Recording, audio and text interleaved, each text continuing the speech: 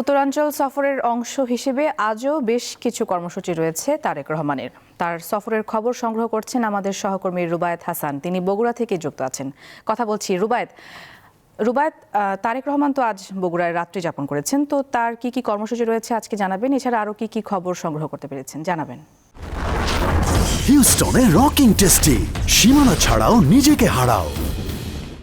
আপনি দর্শকদের যে খবরটি দিচ্ছিলেন সেটি গত রাত 1টার সময় সেই জনসভাটি শেষ হয়েছে। তারপরে বগুড়ার একটি অভিজাত হোটেলে রাত্রি যাপন করেছেন বিএনপির চেয়ারম্যান তারেক রহমান। আপনি জেনে থাকবেন কাল দুপুর 12:30টার পর এই উত্তরাঞ্চল সফর শুরু করেছেন শাহ মখদুম রহমতুল্লাহ আলাই রাজশাহীতে, যার মাজার রয়েছেন এই পীরের মাজার জিয়ারতের মধ্য দিয়ে, এবং রাজশাহীর জনসভা থেকে কাল রাত গভীর রাত পর্যন্ত বলা যায় যে অন্তত 12টি পথসভা এবং বড় বড় জনসভা অন্তত 3টি। এই জনসভাগুলোতে তিনি বক্তব্য দিয়েছেন, দেশ গড়ার অঙ্গীকার করেছেন, বৈষম্যহীন সমাজ গড়ার অঙ্গীকার করেছেন।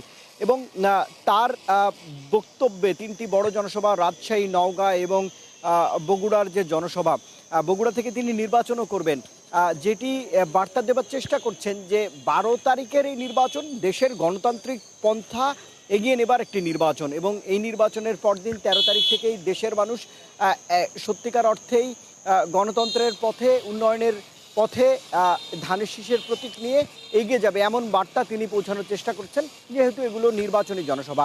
আজ বেলা এখন বলা যায় 10টার কিছু পর 11:30টার দিকে তার যে নির্বাচনী এলাকা এবং তার পৈতৃক যে ভিটা সেখানে যাওয়ার কথা রয়েছে। তবে এই বিষয়গুলি আসলে পরিবর্তনশীল। জুমার নামাজটি তিনি তার নিজের এই পিতৃভূমিতে আদায় করবেন, এমনটি আমি জানতে পেরেছি।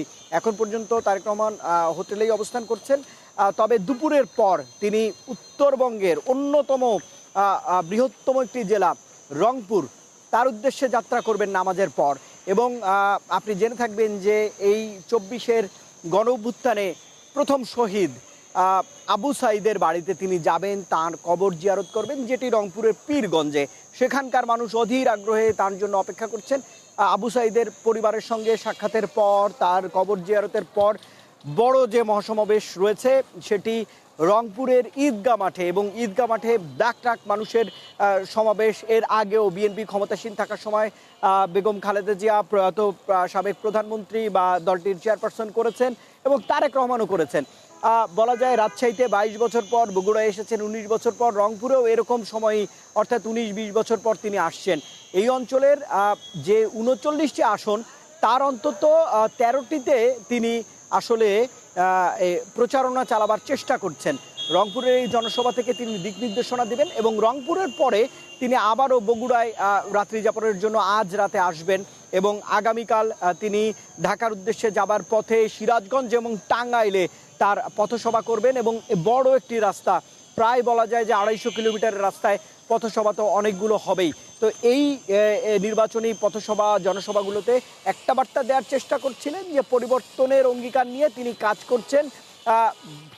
20 বছর আগের বাংলাদেশকে তিনি যেমন দেখেছিলেন, সেই বাংলাদেশকে ক্ষুধা, দারিদ্র, দুর্নীতিমুক্ত করবার জন্য এবারে চ্যালেঞ্জ নিয়েছেন। তিনি কিন্তু বলেছেন যে নির্বাচন ঘিরে এক ধরনের ষড়যন্ত্র রয়েছে, সেই ষড়যন্ত্র রোখার আহ্বান জানিয়েছেন তার দলের নেতাকর্মী এবং সাধারণ মানুষের প্রতি। দেখা যাক, দিনের বাকি সময়ে রংপুর থেকে আপনাদের বাড়তি তথ্য জানাবার চেষ্টা করব। নুসরাত। জি রুবায়েত, ধন্যবাদ আপনাকে যুক্ত হবার জন্য। দর্শক, বগুড়া থেকে যুক্ত ছিলেন আমাদের সহকর্মী রুবায়েত হাসান।